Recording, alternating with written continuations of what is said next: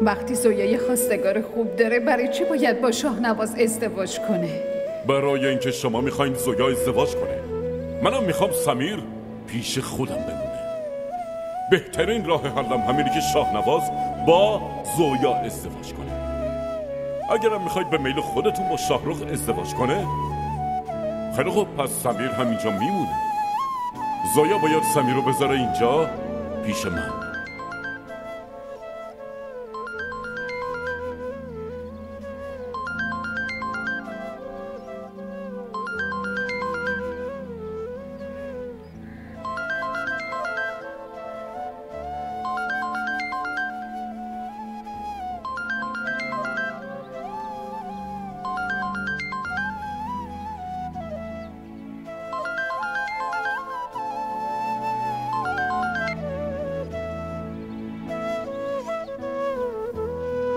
الو،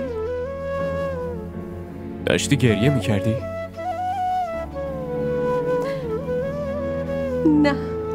دروغ نگو، قشنگ از صدات معلومه.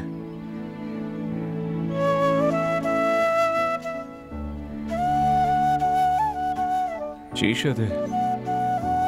کسی چیزی بهت گفته؟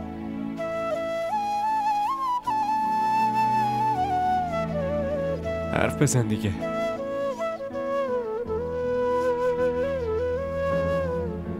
چی شده؟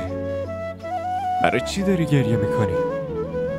بهم بگو دیگه، زویا دارم نگران میشم. کسی چیزی بهت گفته؟ حرف بزن دیگه. زویا لطفاً با هم حرف بزن. من نمیتونم باهات ازدواج کنم. زویا لطفاً چیزی ازم نپرس. هیچ جوابی برای هیچ کدوم از سوالات ندارم.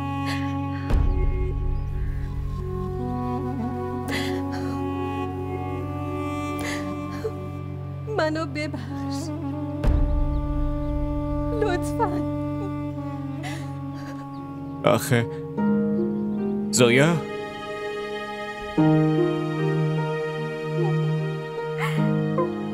मैं तेनू समझाऊंगी ना तेरे बाजू लगदा जी मैं तेनू समझाऊंगी सजना वे दिल नहीं लगदा वे तेरे बाजू दुनिया ते कुछ नहीं सजदा वे राव चकलो के तेरे